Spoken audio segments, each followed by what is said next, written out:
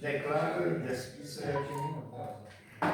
ședința pentru ziua de azi. Vă pot anunța că domn primar e plecat la București și dacă va ajunge, o să-l vedem, iar dacă nu, doamna secretar, da, convocator. Domnule consilier, în temeiul dispozițiilor prevederii de articolul 133 aliniatul 1, articolul 134 aliniatul 1, litera A, aliniatul 3, litera A, articolul 135, articolul 155, aliniatul 1, litera B, din ordonanța de urgență a Guvernului numărul 57 din 2019 privind totul administrativ, cu modificările și completările ulterioare, sunteți convocați la ședința ordinară a Consiliului Local Băilești, ce va avea loc în data de 15/4/26, orele 15, și se va desfășura în sala de ședință. La sediul Consiliului Local al Comunei Băilești, precum și prin mijloace electronice și prin intermediul aplicațiilor web. Cine e pentru? Vă mulțumesc.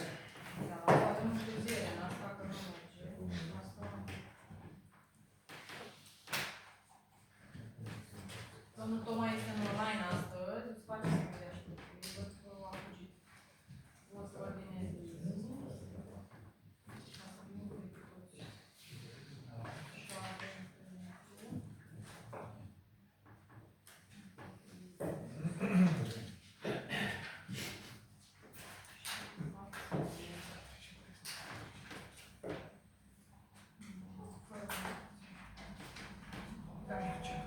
Da. Ședința va avea următorul plan. Proiect al ordinei de zi. Proces verbal la ședinței publice extraordinare a Consiliului Local al Comunei Băilești din data de 26/3/26. Prezintă doamna secretar general. Să-mi spuneți dacă doriți să dau citire procesului verbal al ședinței din data de, este la primul, din data de 6/3/2026. Dacă doriți să-l citesc, dacă considerați că a fost suficient pe WhatsApp, o să vă rog să... În partea noastră nu este nevoie să fie la Bun. Cine e pentru? Foarte mulțumesc.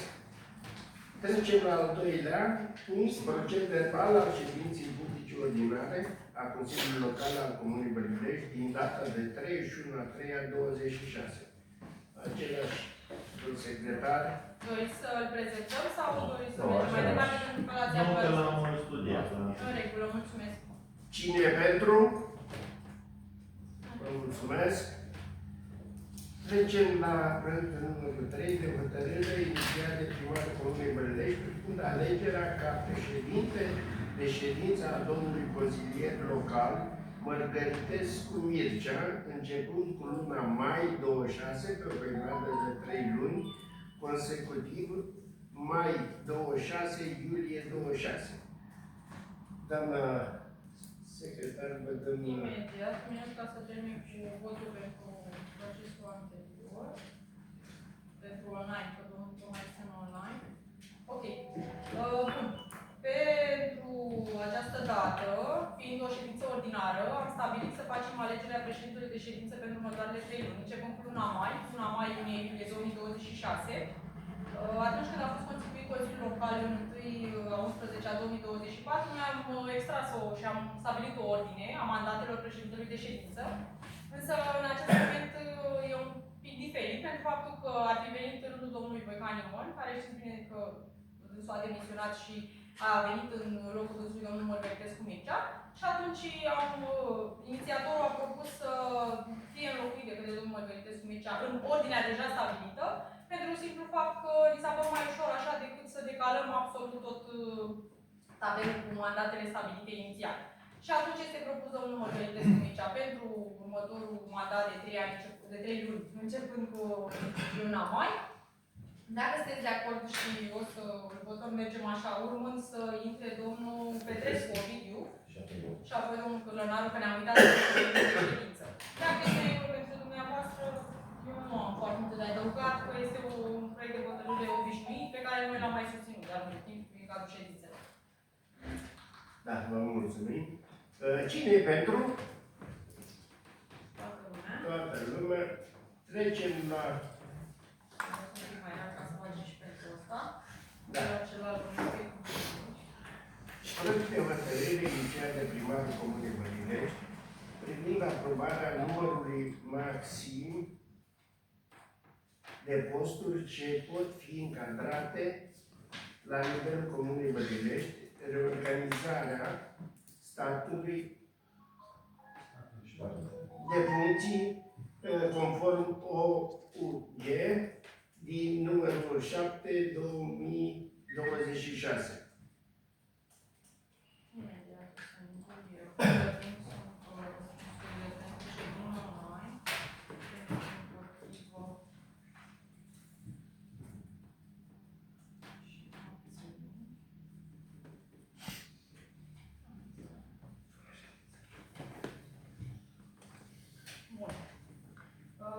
Pe ordinea de zi avem la punctul 4 reducerea numărului persoanelor angajate la Primăria Bălilești în aparatul de specialitate al primarului.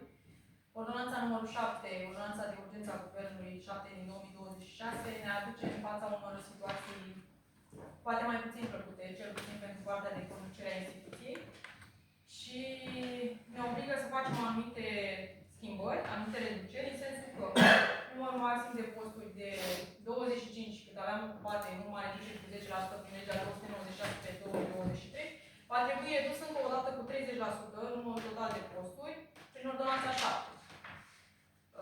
Dacă facem un calcul, o reducere de 30% a numărului de 25 de posturi înseamnă 18 posturi, la care se adaugă 2 posturi pentru șoferii microbuzelor școlare și un post pentru șoferul încadrat în cadrul compartimentului SVSU. Este un post ca indicator de rezultat sau indicator de sustenabilitate în cadrul proiectelor fondului europene, respectiv GAR, TAM, Argeș, acela prin AFIR. Dânsul este angajat determinat pe perioada de 5 ani. Ar fi 18 plus 2 plus 1, 21. Asta înseamnă că, în acest moment, noi suntem 24 pe statul de plată. Asta înseamnă clar că vom reduce 3 persoane care sunt ocupante ale unor funcții și, de asemenea, toate funcțiile vacante. Sunt destul de multe. Va trebui să ne reorganizăm celelalte compartimente care rămânem ca să putem funcționa în continuare și să acoperim activitățile primăriei, astfel că noua organigramă e destul de structurată, ca să zic eu așa, și să prezint, nu știu, o să încerc să vă explic un pic așa ce rămâne, ca să știți exact ce votăm astăzi. Pe lângă asta o să reactualizăm și nomenclatorul și ierarhia funcțiilor din cadrul primăriei Bălilești, pentru că odată cu diminuarea acestor posturi este clar că suferă modificări. Organigrama noastră se reduce consistent în sensul că o să avem mai puține compartimente sau și mai puține persoane în anumite compartimente și o să vă spun exact ce o să facem. Efectiv, pur și simplu. Nu nimic altceva. Bun.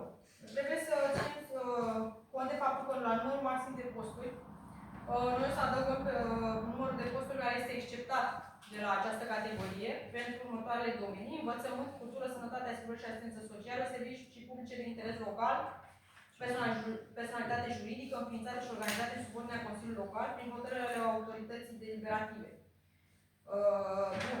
Noi am hotărât să facem această reorganizare și această reducere prin desfințarea de atât de posturi vacante cât și de posturi ocupate, începând cu 1/6/2026 și vom avea o reorganizare. În acest caz, avem următoarele modificări. Se desfințează compartimentul dezvoltare locală și investiții, funcție vacantă. Se desfințează compartimentul fond funciar urbanism și amenajarea teritoriului, funcție publică vacantă, funcționar public în acest caz. Se desfințează cabinetul primarului cu o funcție contractuală ocupată de consilierar primarului, este vorba de domnul Voican Ion. Se desfințează compartimentul urmărire, debite și executare silită cu o funcție contractuală vacantă. Se desfințează compartimentul relații cu publicul cu o funcție contractuală ocupată de inspector de specialitate, gradul 9, este vorba de doamna Cârlănaru, care va veni la bibliotecă, acolo unde este locul, pentru că ăsta era bibliotecar. Se desfințează un post contractual ocupat de muncitor calificat cu jumătate de normă din cadrul compartimentului administrativ. Este vorba de domnul Roaia Nicolae. Se desfințează un post contractual ocupat de muncitor calificat din cadrul compartimentului administrativ. Este vorba de domnul Marin Gheorghe. Se desfințează postul vacant de administrator din cadrul compartimentului întreținere, era vacant acesta. Și avem următoarele reorganizări de posturi prin modificare și redenumire, după cum urmează. Se redenumește compartimentul economico-financiar în compartiment contabilitate și va avea în continuare o funcție publică ocupată de inspector clasa 1 grad superior, este vorba de doamna Plăiașu Elena Diana. Se redenumește compartimentul stare civilă și monitorizarea procedurilor administrative în compartiment stare civilă și fond funciar și va avea în continuare o funcție publică ocupată de inspector clasa 1 grad superior, este vorba despre doamna Achim Maria.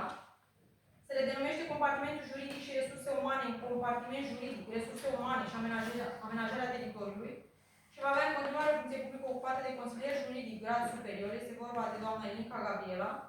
Se redenumește compartimentul protecția mediului în compartiment protecția mediului și dezvoltare locală și va avea în continuare o funcție contractuală ocupată de inspector de specialitate grad 1A, domnul Zaharia Andrei Cristian. Se redenumește compartimentul contabilitate și gestiune în compartiment executări silite, relații cu publicul și monitorizarea procedurilor administrative și va avea în continuare o funcție publică ocupată de inspector clasa 1 grad superior, este vorba despre doamna Gina Maria. Se reînființează structura bibliotecă în subordinea Consiliului Local Băilești un post contractual de bibliotecar 1 a studii superioare, doamna Cârlănaru Luiza.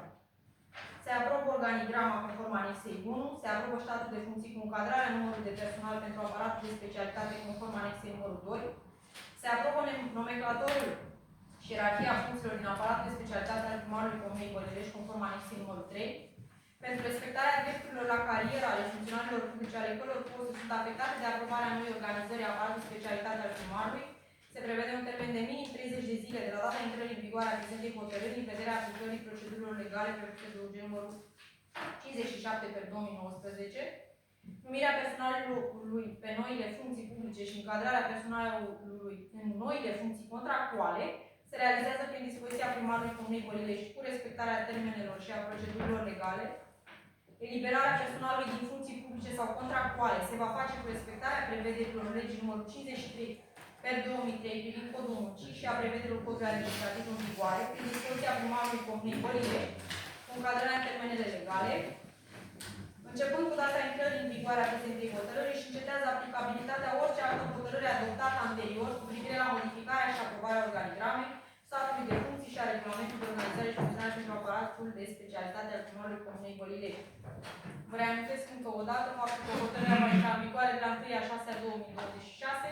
Asta înseamnă că și domnul primar va emite dispozițiile de reîncadrare sau de încetare a raporturilor de serviciu sau de muncă, începând cu aceeași dată. În afară de cei prezentați aici, mai vorbim de posturile pentru asistentele medicale școlare care sunt exceptate, cele două. Mai vorbim de funcțiile de demnitate publică primar-viceprimar, de funcția de secretar general în care o ocup, de asistentul medical comunitar, care încă o dată este și acela excepție, fiind la capitolul asistență socială, așa cum de altfel este și biblioteca, la capitolul cultură și postul de asistență socială, asistență socială. Ce am vrut să vă mai arăt un pic ar fi pe organigramă. Noi de-a lungul timpului am avut înființate anumite servicii și cred că ați văzut că acolo, sub Consiliul Local, pe lângă biblioteca despre care am discutat, la un moment dat am mai făcut un serviciu de luminat public, dar nu are post. Sunt 0 posturi încadrate, serviciul public de gestionare a acțiunilor fără stăpân, 0 posturi și serviciul voluntar pentru situații de urgență. Acolo găsim postul de șef SVSU și postul de șofer SVSU pentru proiectul acela pe EGAL. De asemenea, sub Consiliul Local o să vedeți că avem și 10 servicii editare Băilești SRL, cu număr de 6 posturi, așa cum am avut și am stabilit la anterioară. Acesta este un serviciu cu personalitate juridică, spre deosebire de celelalte care încă nu au personalitate juridică. Eu cam atât am avut să vă spun. Dacă aveți întrebări, nu știu, sper că am cuprins cât de mult posibil. Dacă aveți întrebări, cu drag. Da. Observ aici la organigrama Comunei Băilești niște servicii și mi-a atras atenția servicii public de gestionare a câinilor fără scăpuri. Dacă Se ocupă cine de acesta. Așa este. Acest serviciu a fost înființat la un moment dat pentru că avem obligativitatea legală să facem acest lucru. Până la finalizarea demersurilor l-am pus tocmai pentru că avem o hotărâre anterioară care a stabilit acest lucru și am mers cu el în continuare. Până când o să-i facem personalitate juridică, o să mergem cu el în continuare așa. Știu că la un moment dat am avut un contract de prestări servicii pentru aceste situații neplăcute cu acești câini maidanezi. Însă nu știu să vă spun în acest moment dacă avem contractul în vigoare sau mai departe, dar știu sigur că e obligatoriu să-l avem înființat. Era o lege, am avut și un control de altfel. În sensul acesta. Dacă în cazul primăriei, desemnată de persoană care se ocupă de... Oficial, cred că domnul viceprimar răspunde de această situație și de situația cuilor și pentru campania de sterilizare mai ales pe domnul Rădulescu ca ajutor. Mulțumesc. Altcineva, dacă mai... Da, vă rog. Ce reducere s-a adus în organizarea... În bănuți, da? Da. Asta era întrebarea. Ok.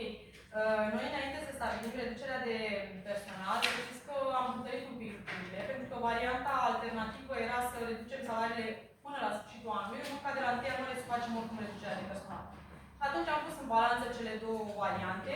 Reducerea este nota justificativă undeva în jur de 200.000 de lei până la sfârșitul acestui an, spre deosebire de reducerea salariilor care ar fi fost undeva la 21.000 de lei. Adică e o diferență foarte mare și oricum acest moment ar fi venit obligatoriu de la 1 ianuarie 2027. Noi am considerat la nivel intern că nu este propice pentru angajat să continuăm această suferință, dar fiind faptul că aceste, înainte să materializeze în această ordonanță, au fost bonuri de undeva aproximativ un an de zile și atmosfera era suficient de tensionată ca să nu mai putem continua așa. Deci, practic, am hotărât să rupem acum problema și să continuăm curat, pentru că acest moment era inevitabil orice am fi făcut. Deci, răspunsul ăsta e undeva în jur de 200.000, un pic peste. Nu am întrebare pe care n-am discutat-o pe comisie. Dacă reșerva asta a fost discutată pe comisie și am fost lămurit.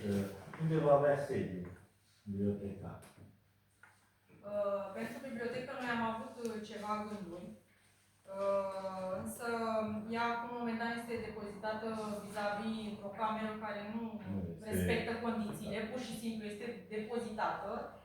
Am luat în calcul la un moment dat, nu știu dacă v-a zis domnul primar, ca această bibliotecă să o putem desfășura. Da, dânsul a zis și de varianta cu școala, însă eu am văzut o parte propice și în clădirea de vis-a-vis de școală, deși nu știu dacă va fi așa. Asta e o discuție internă. Am înțeles, nu prea avem o relație foarte bună cu domnul primar, pentru că v-a spus consilierul. Nu, ne-a spus data trecută, Puteți să dați mai multe informații. Eu la un moment dat am propus vis-a-vis de școala Bălindești, la clădirea care urmează să fie reabilitată, fosta grădiniță, cum o știe toată lumea, pentru faptul că există spațiu, ar fi un spațiu nou, dorește să aducă o multă carte nouă și pe lângă asta, să fiu sinceră, cei din primărie, echipa s-a gândit și la varianta de unei biblioteci digitale, pentru că mă gândesc că totuși copiii nu vor mai fi foarte încântați de povestea cu cărțile în format etic. Pe lângă asta, e clar că noi trebuie să ne reînnoim fondul de carte, ceea ce oricum e o obligație legală, pentru că avem niște cărți nu tocmai prietenoase pentru copii și cred că așa ar fi mai bine și pentru sănătatea lor și pentru bucuria lor. Dar cred că ar trebui și fizic și Da, da, da, deci asta zic în două, exact. Stau destul pe telefoane cu fizic Exact, și cred exact, că doar ar că trebui Trebuie ca noi să fie și fizic. exact. În ambele variante ne-am gândit noi ca să fie mai atractivă. digital, nu pe că...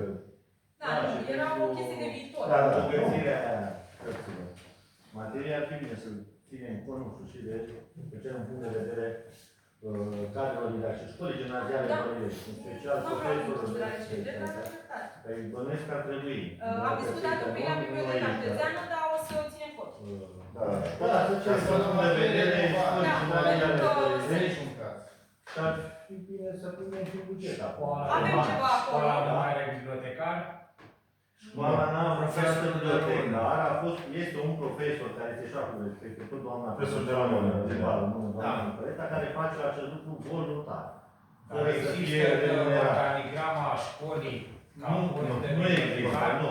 Acum Este, câțiva ani era un post de bibliotecar. Se suplinează. da, dar neremunerat, fără să fie plătit. Dar postul în voluntar. sine este, da? Nu cred că Nu mai mai e știu valid. cum este acum. Eu am înființat și l-am ținut când am avut Da, am înțeles că e de vacanțele să ne de... facă evaluarea aceea, eram obligați să avem, chiar dacă este voluntar, să avem o persoană desemnată. Dar vă dați seama, dacă facem bibliotecă la nivel de comună și nu e pusă la punct, Da. Da, dar apar alte probleme. În școală nu se va putea face, pentru că școala va intra în renovare. Și va rămâne varianta 2 cu școala veche, fosta grădiniță, care acolo... E mai greu să ajungi. Dar noi discutăm de peste un an. Va fi refăcut oricum în acest an. Am pus ceva la fondul de carte, puțin în proiectul de buget, dar am pus. În ideea că vor putea suplimenta. de la 1 ianuarie, 1 ianuarie, 1 iulie.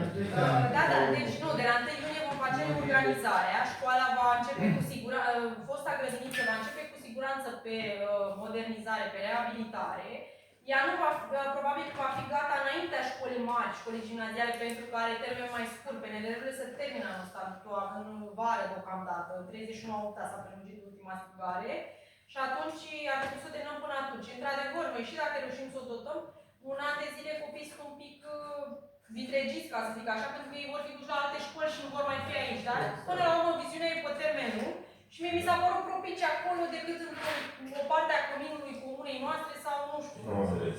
Deci la 1 iunie, practic, a luat în calcul unde va începe. La 1 iunie trebuie să înceapă, nu? Trebuie să înceapă, da. În serviciu. Deocamdată este, toată lumea rămâne Unde pe loc va până la începe, 1 practic, până se va definitiva, că bănuiesc că până la 1 iunie nu se Da, Dacă îmi da, permiteți. te rog. Da. Aici, vis-a-vis, noi mai avem o cameră liberă. Deci este un electrician, vis-a-vis este o cameră liberă, servicii militare, poșta și încă o cameră unde este depozitată cartea. Da?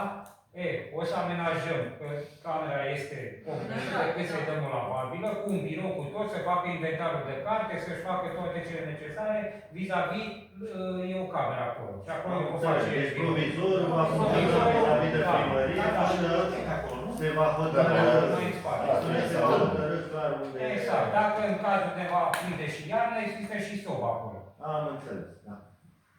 Mulțumesc. Altcineva? Dacă nu, Ca și anul acesta, având în vedere că a demisionat doamna Marilena din administrator, băieții de la administrativ, părând câte o săptămână, au venit de la 4:30, 5:30 în funcție de timp și stăteau 8 ore. Plecau la 12:30. Câte o săptămână făceau focul la centrală și poate să facă și acolo la sobă. Da? Deci, Sunt variante. pentru noi, Puteți să spuneți la tot, că am discutat pe comisie, Da. ce era. cine este pentru? Eu vreau să mă votez, ca să nu fim compatibili, pentru că... Adică vă abțineți la vot, da? abține la vot. În regulă. Cine e pentru? Deci cine nu participă la vot, domnul Cârlănaru? Da. Și domnul Mărgăritescu, cred eu. Nu vă abține, nu participați la vot, da? Nu participă. În regulă. Haideți să vedem din nou. Cine e pentru? Ok. Toată lumea. Cine e împotrivă? Cine se abține? Este în regulă. S-a votat și în online, hotărârea a fost adoptată. Da. 11 din 13. Bun. Să nu existe. Noi vă mulțumim. Și noi vă mulțumim. Mergem la